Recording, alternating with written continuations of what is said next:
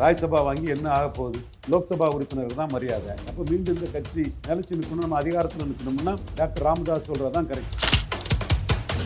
பாமக கொண்டு எடப்பாடிக்கு ஒரு அச்சம் இருக்குது. வட தமிழகத்தில் 60 தொகுதியில் சீமான் முதல்வர்னு டாக்டர் ஐயா சொன்னார்னா 60 தொகுதியில் எடப்பாடி 3வது போயிடுவார்.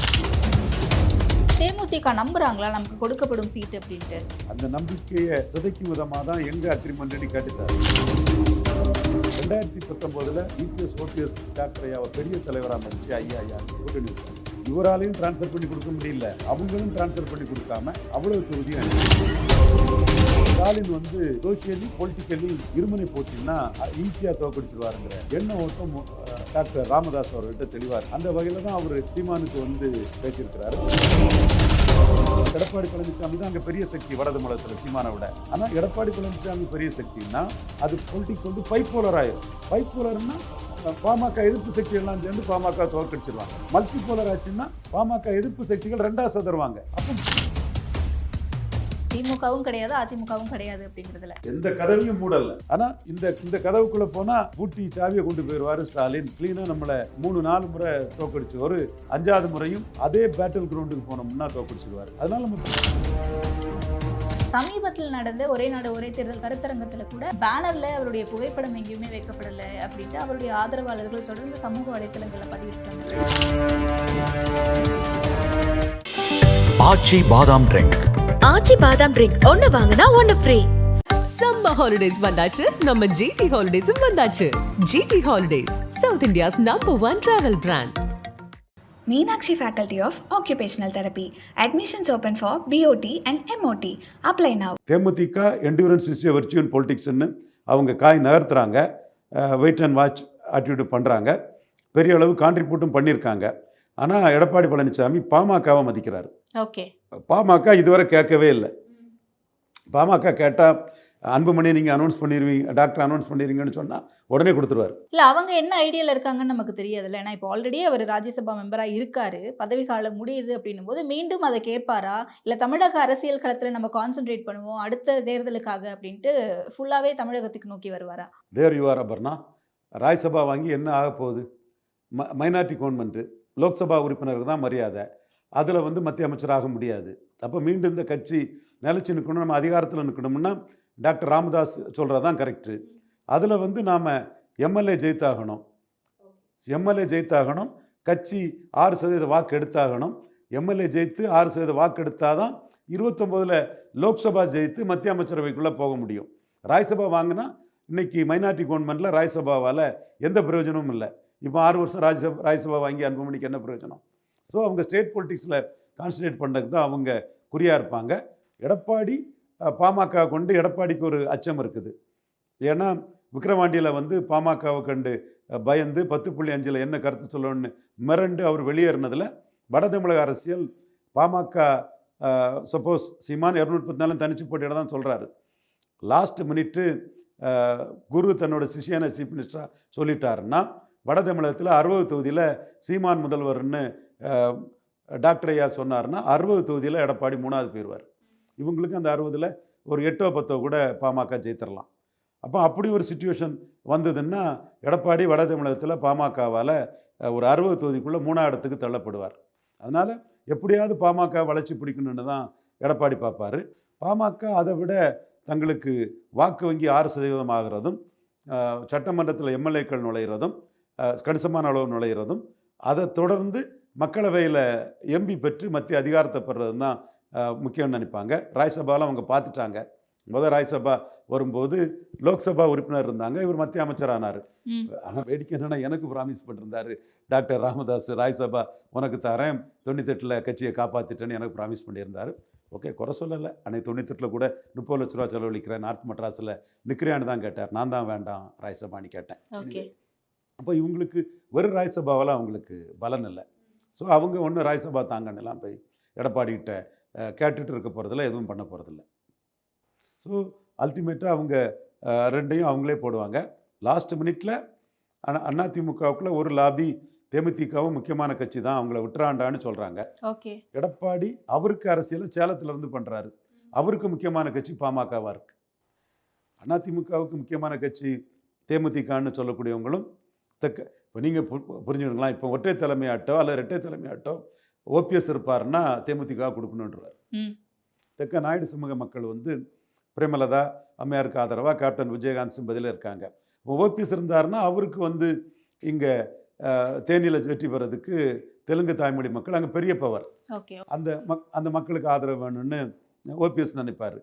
இங்கே வந்து எடப்பாடியில் ஜெயிக்கிறதுக்கு வன்னியர்கள் தான் பெரிய பவர். ஓகே. ஆனா இவங்க தேமுதிக நம்புறாங்களா நமக்கு கொடுக்கப்படும் சீட் அப்படின்ட்டு? அந்த நம்பிக்கையை சிதைக்கும் விதமாக தான் எங்கள் அக்ரிமெண்ட்னு கேட்டுட்டார். ஓகே. என்றாலும் அரசியல் களத்தில் என்டியூரன்ஸ் இஸ் ஏ வெர்ச்சு இன் பொலிட்டிக்ஸ்ன்னு அரசியல் சூழ்நிலையில் நீங்கள் ஒன்று பாருங்களேன். 2021 ஒரு ஜாதிக்கு ஜாதிவாரி கணக்கெடுப்பு நடத்தாமல் இடஒதுக்கீடு கொடுக்க தவறுங்கிற ஒரு போல்டு ஸ்டேட்மெண்ட்டை ஒரு பெண் தான் கொடுத்தாங்க. எத்தனையோ ஆண் அரசியல்வாதிகள் இங்கே இருந்தாலும் ஒரு ஆண் அரசியல்வாதிக்கு இல்லாத துணிச்சலும் வீரமும் ஒரு நியாயத்தை சொல்லக்கூடிய ஒரு தன்மை பிரேமலதா விஜயகாந்த் அம்மையாருக்கு தான்.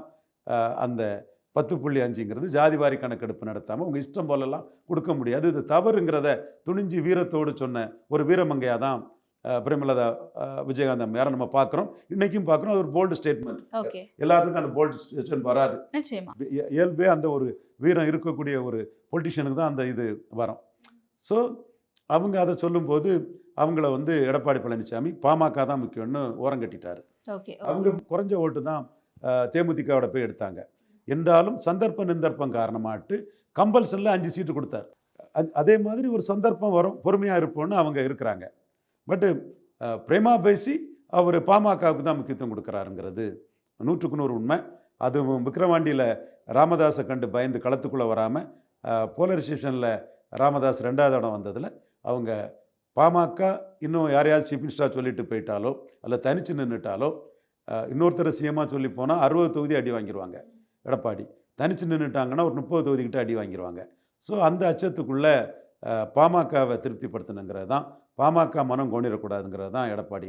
ஓகே. ஆனா ஒருவேளை பாமக சீட்டு வேணும்னு கேட்காம இவங்களே போய் அப்ரோச் பண்றாங்க அப்படின்னா கூட்டணியில இவங்க வந்துருவாங்க அப்படின்னு புரிஞ்சுக்கலாமா சார்? அப்ரோச் பண்ணினாலும் பாமக வந்து ராமதாஸ் அன்புமணி அந்த ட்ரஸல் இருக்கிறது காரணமாட்டும் டாக்டர் ராமதாஸ் வந்து எடப்பாடியை நம்பி சீட்டு ஜெயிக்காதுன்னு கருதுறாரு. ஓகே. இதுதான் ரொம்ப நுணுக்கமாக ஏசி ரூமில் இருந்து சென்னையில் அரசியல் பேசக்கூடிய நண்பர்கள் சகோதரர்கள் திரும்ப திரும்ப அவங்க பேரை சொல்ல விரும்பலை, யாரை மீன் பண்ணுறோன்னு தமிழக நல்லுலகத்தில் உள்ள மக்களுக்கு தெரியும். அவங்களுக்கு புரியலை, அவங்க இருட்டில் இருக்காங்க, டார்க்கில் இருக்காங்க. ராமதாஸ் முடிவெடுக்கக்கூடியவர், அவர் தெளிவாக இருக்கிறார். ஓகே. அவர் என்ன பார்க்குறாருன்னா 2009ஆம் ஆண்டு அதிமுகவோட கூட்டணி வச்சார். எல்லா தொகுதியிலையும் 2 லட்சம் 2.5 லட்சம் குரு எல்லாம் 2 லட்சத்துக்கு மேலே தோல்வி, 0 சீட் ஆகிட்டு எல்லாம் தோல்வி. ரெட்டலை கட்சியால் நான்வன்னியர் ஓட்டுகளை பாமகவுக்கு டிரான்ஸ்ஃபர் பண்ண முடியலை. 2019 இபிஎஸ் ஓபிஎஸ் 2 ரெட்டையர்களும் வந்து தேலாபுரம் தோட்டத்துக்கு போய் டாக்டர் ஐயாவை பெரிய தலைவராக மதித்து ஐயான்னு கூட்டணி வச்சாங்க. இவராலையும் டிரான்ஸ்ஃபர் பண்ணி கொடுக்க முடியல, அவங்களும் டிரான்ஸ்ஃபர் பண்ணி கொடுக்காம அவ்வளவு தொகுதியும் அடி. 2021 10.5 கொடுத்து 23 சீட்டு தான் கொடுத்தாங்க, கூட்டணி வச்சாங்க. அதில் சேலம் தருமபுரி தவிர 19 சீட்டுக்கு 1 சீட்டு தான் வந்தது. சேலம் தருமபுரியில் 4 சீட்டு வந்துட்டு. இப்போ 2021க்கு பிறகு அதிமுக பாமக கூட்டணி முறிஞ்சு 36 சீட்டு எங்களால் ஜெயித்தீங்க, உங்களால் எங்களுக்கு பெரிய லாபம் இல்லைன்னு புள்ளி விவரத்தோட டேட்டாவோட அன்புமணி ராமதாஸ் வந்து அதை கொடுத்தார். அது உண்மைதான். அன்புமணி ராமதாஸ் கொடுத்தது உண்மை இதுதான். 1 இயர் ஓட்டு இல்லைன்னா அந்த 36 சீட்டு பாமக இல்லைன்னா ஜெயித்திருக்க முடியாது, அந்தியூர் அந்த திருப்பூர் ஏரியா உட்பட. ஸோ அந்த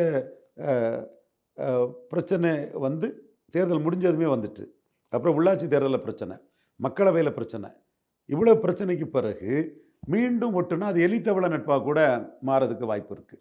அப்போ இந்த 5 தொகுதியிலையுமே வந்து லோக்கலாக ஒரு ஆன்டி எஸ்டாப்ளிஷ்மெண்ட் உருவாயிட்டு சிட்டிங் எம்எல்ஏக்களுக்கு அந்த 5 தொகுதிக்குள்ளே. ஸ்டாலினும் வந்து ஏற்கனவே 2009, 19, 21 வெற்றி ஸ்ட்ராட்டஜி படி சேலம் பெல்ட்டுக்குள்ளேயும் ஸ்டாலின் வந்து அரசியல் பண்ணுறாரு. மாவட்ட செயலாளர் செல்வ கணபதியை மக்களவை உறுப்பினர் ஆக்கிட்டாரு. தென் மாவட்ட செயலாளர் பனைமரத்துப்பட்டி ராஜேந்திரனை அமைச்சராக்கிட்டாரு. மாவட்ட செயலாளர் சிவலிங்கம் உடையாரை ராஜ்யசபா ஆக்கிட்டாரு. சிவலிங்கம் உடையார் ராஜ்யசபா ஆக்கியிருக்காருன்னா மோடி பிரதமர்னு விழுந்த சிறிய எண்ணிக்கை சாதிகள் வந்து சட்டமன்றத்தில் ஸ்டாலின் முதல்வராக வரணும்னு அவர் அந்த எண்ண ஓட்டத்தில் வைக்கிறாரு. அப்போ ப்ரோ ஒன் இயர் பண்ணியிருக்கிறாரு, நான் 1 இயர் கன்சால்டேஷனுக்கு போகிறாரு.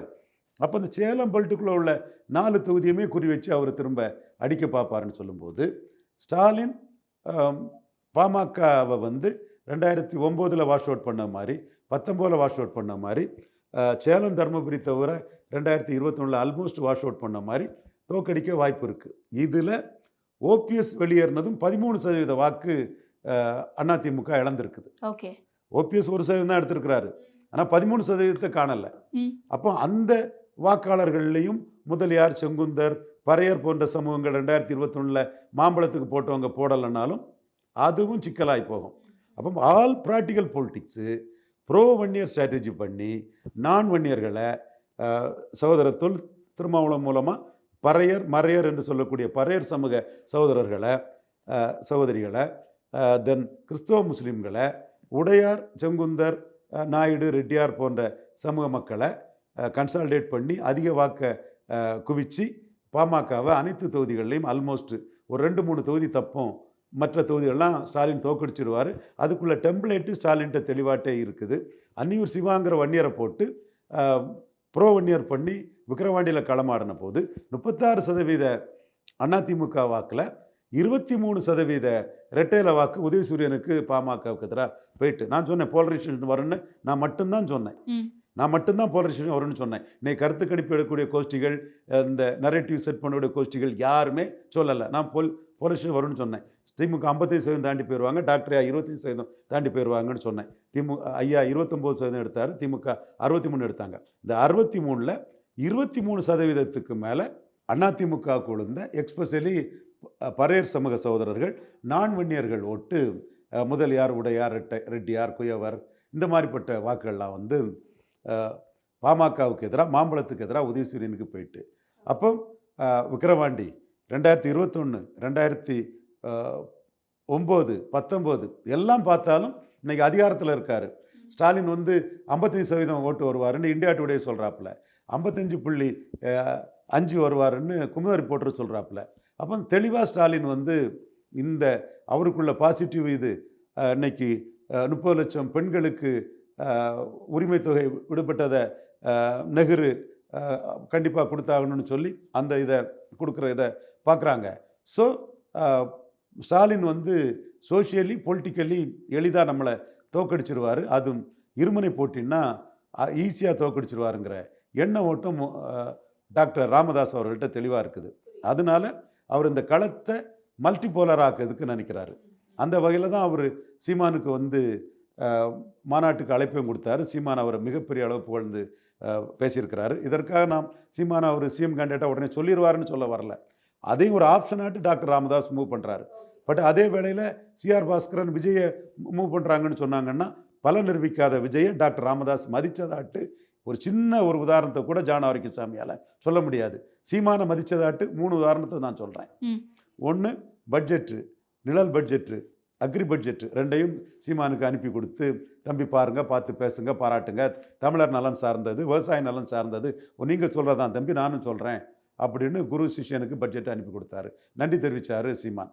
அப்புறம் மாநாட்டு அழைப்பு கொடுத்து வரணும்னு சொன்னார். எத்தனை பேருக்கு அழைப்பு கொடுத்தாலும் முழு மனசோட டாக்டர் ஐயா அந்த சமூகத்துக்கு பாராட்டினது செய்தது எல்லாத்தையும் பாராட்டி அறிக்கை கொடுத்தது நாம் தமிழர் சீமான் தான். ஸோ ஒரு குரு சிஷ்யனுங்கிற ஒரு நல்லுறவு சீமானுக்கும் டாக்டர் ராமதாஸுக்கும் தெளிவாகவே இருக்குது.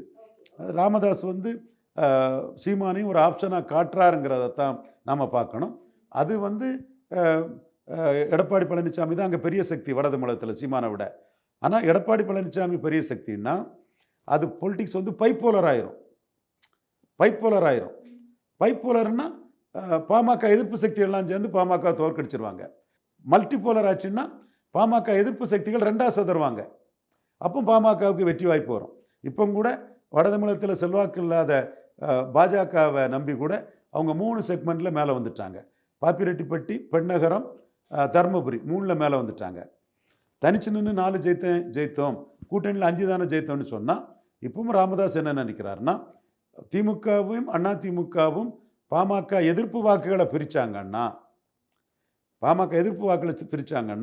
நமக்கு 2 இலக்க தொகுதி வரும்.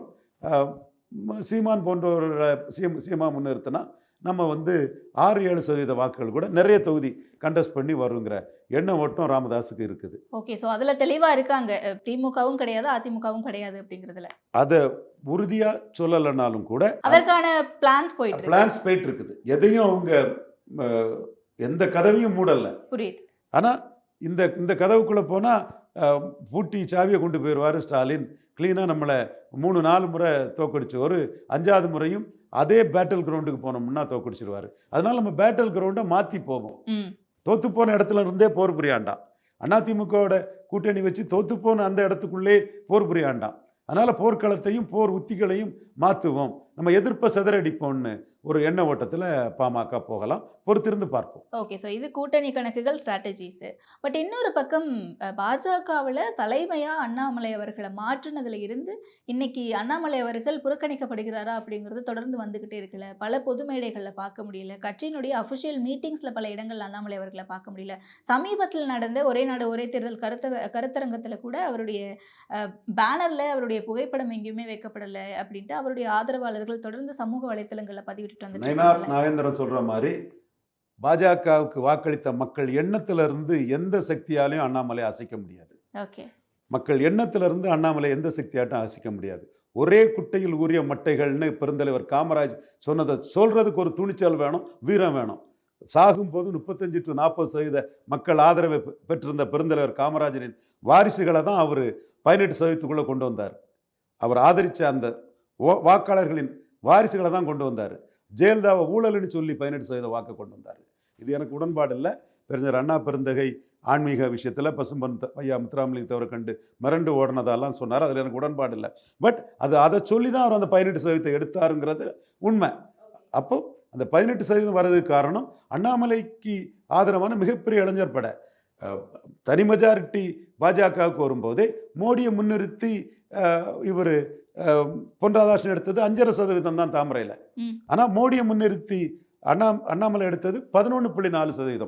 2 மடங்கு வாக்கு எடுத்துட்டார். இன்னைக்கு இந்த வாக்கை வந்து யாரும் எண்ணங்கள் எண்ணிக்கைன்னு சொல்லி சிதைக்க நினைச்சா இந்த வாக்காளரில் பெரும்பகுதி சீமானுக்கு அதே ஒரே குட்டையில் ஊறிய மட்டைகள் இல்லை நார் உரிப்பண்ணு திமுக அண்ணா திமுகன்னு சொல்லக்கூடிய சீமானுக்கு பெரும்பகுதி போகும். குறிப்பாக இந்து நாடார்கள், தேவேந்திர குல வேளாளர்கள், இப்போ முத்திரையர்கள் ஓட்டையும் அந்த இடத்துக்குள்ளே எடுக்கணும்னு பெரும்பெரும் முத்திரையர்கள் வந்து மிகப்பெரிய போர் விராட்டு மன்னராக இருந்து சீமான் அந்த இடத்துக்குள்ளே வந்து களத்துக்குள்ளே திருச்சியில் போய் பெரும்பெரும் முத்திரையர் சிலைக்கு மானணிச்சு அரசியல் பண்ணுறாரு. அப்போ அண்ணாமலைக்கு நீங்கள் செய்யக்கூடிய மரியாதை என்னன்னா, அண்ணாமலை எடுத்த 11.4%க்குரிய வாக்குகளை 19.4% அதிமுகவுக்கும் இந்த 11.4% தாமரைக்கும் இடையில் 2 ரெட்டையில் நின்னா ஒரு தாமரை நிற்கணுங்கிறத நிரூபித்து காட்டணும். அது எண்ணிக்கைன்னு சொன்னால் எண்ணிக்கை வந்து சீமானுக்கும் ஸ்டாலினுக்கும் போயிடும். எண்ணம் தான் அங்கே இருக்கும். எண்ணிக்கை இல்லைன்னா அங்கேயும் இந்த 11.4 ஒரு 4-5 சீமானுக்கும் ஒரு 4-5 முக ஸ்டாலின் தலைமைக்கும் போயிடும். ஒரு 4-5 தான் எண்ணிக்கை குறைஞ்சதுன்னா எடப்பாடி தலைமைக்கு வரும். ஸோ எண்ணிக்கைங்கிறது எடப்பாடிக்கு மட்டும் இல்லை, அது சீமானுக்கும் எண்ணிக்கைங்கிறது எண்ணம் இருக்கும். வாக்கு எண்ணிக்கை சீமானுக்கு வந்துடும். இந்த நாடார், தேவேந்திர குல வேளாளர், முத்திரையர் எல்லாம். அதே மாதிரி நான் வெள்ளாள கவுண்டர் சிறிய எண்ணிக்கை ஜாதிகள், நான் வன்னியர் சிறிய எண்ணிக்கை ஜாதிகள்லாம் மோடி தலைமைக்கு போட்டவங்க. மோடியும் கலைஞரும் ஒரு நாணயத்தின் இரு பக்கங்கள்னு 2014 போட்டு 16க்கு போனது மாதிரி ஸ்டாலின் பக்கமும் போயிடும். ஸோ எண்ணிக்கை வேணும். அதுதான்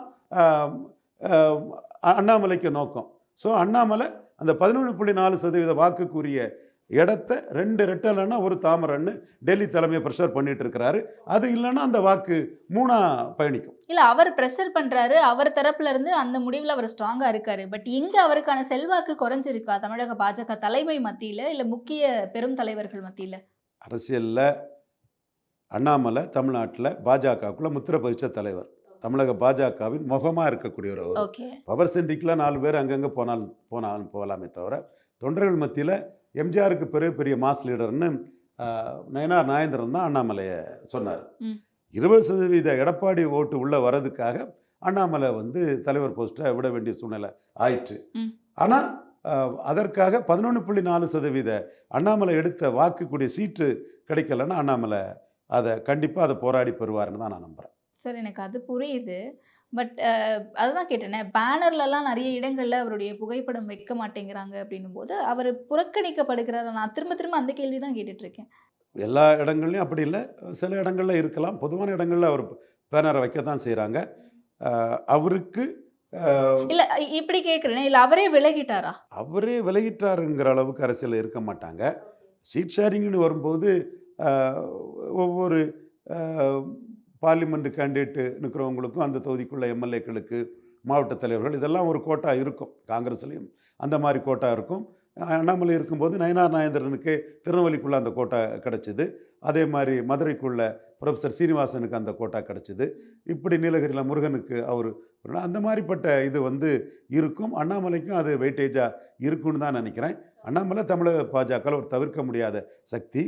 நீங்கள் அப்படி அண்ணாமலையை புறக்கணிச்சிங்கன்னா அது பாஜகவுக்கு தான் நஷ்டமாக வரும். குறிப்பாக தமிழிசையை காலி பண்ணணுன்னு நினச்சி இல கணேசன்ஜி, பொன்னார்ஜி, வானதி சீனிவாசன்ஜி, தென் ஹெச் ராஜாஜி எல்லாரும் ஆர்கேனரில் அண்டர் கட் பண்ணாங்க, இது பண்ணாங்க. என்னாச்சு? பாஜக இந்துத்துவா நோட்டா கீழே போயிட்டு தமிழ் தேசியம் எழும்பிட்டு. அப்போ சீமானை வளர்த்து விட்டது யார்? இல கணேசன், ஹெச் ராஜா, பொன் ராதாகிருஷ்ணன் எல்லாரும் தமிழிசைக்கு மேலே உள்ள வன்மத்திலையும் பொறாமையிலும் சீமானை வளர்த்து விட்டாங்க. அதே மாதிரி விக்கிரமாண்டியில் களத்துக்குள்ள ஒரே குட்டையில் ஊறிய மட்டைகள்னு சொல்லி களத்துக்குள்ள சிங்கம் மாதிரி அண்ணாமலையும் அன்புமணியும் வலம் வந்த பிறகு ஈரோடு கிழக்கில் ஏன் நிற்க முடியாமல் போச்சு? ஈரோடு கிழக்கில் ராமதாஸுக்குள்ள தில்லு வாசனுக்கு இல்லை. அது ஒரு லெவலில் அவங்க 8% எடுத்தும் கேண்டிடேட் இல்லை, ஒதுங்கிட்டாங்க. பாஜகவும் நிற்கணும். அப்போ சீமான் அங்கே நின்று திமுக வேண்டாம், அண்ணா திமுக வேண்டாம், ஒரே குட்டையில் ஊறிய மட்டைகள்னு பெருந்தலைவர் காமராஜ் சொன்ன அந்த வாக்குக்கு உள்ள லீடராட்டு சீமான் அங்கே உருவாகிறாரு. மேலும் அண்ணாமலையை நீக்கினதும் அவரை புறக்கணித்ததும் அண்ணாமலையால் உருவாக்கப்பட்ட வாக்குகள் பாஜக அதிமுக கூட்டணிக்கு வர்றதுக்கு சிரமம் தான் ஏற்படும். அது தலைவர்கள் உணர்வாங்கன்னு நினைக்கிறேன். பொறுத்திருந்து பார்க்கலாம். ஓகே. ஆனால் கூட்டணி கட்சியில் இருந்தே அதிமுக மேலே பல விமர்சனங்களை அண்ணாமலை அவர்கள் வச்சிருக்காரு அப்படின்றதுக்காகவே அவருக்கான ஆதரவாளர்கள் அதிகமாக இருந்தாங்க, தைரியமாக பேசுகிறாரு அப்படின்ட்டு. ஆனால் இன்னைக்கு சமீபத்தில் நயினார் நாகேந்திரன் அவர்கள் பாஜக தலைமையாக வந்த பிறகு தமிழகத்தில் அதிமுக குறித்து யாரும் விமர்சிக்கக்கூடாது, வார் மாதிரியான விஷயங்கள் எதுவும் இருக்கக்கூடாது, எதுவாக இருந்தாலும் ப்ராப்பராக ஆர்கனைஸ்டாக செயல்படணும் அப்படின்ற மாதிரியான தகவல்கள்லாம் சொல்லிட்டு இருக்காரு, அறிவுறுத்தலும் கொடுத்துட்ருக்காரு. அப்படி இருக்கும்போது இப்போ அண்ணாமலை ஆதரவாளர்கள் வெர்சஸ் நயினார் நாகேந்திரன் ஆதரவாளர்கள் அப்படின்ற விஷயம் இன்னைக்கு போயிட்டுருக்கா? அப்படி சொல்ல முடியாது. கூட்டணி வேணுங்கிறதுக்காக அமித்ஷா உறுதியாக இருக்கிறாரு.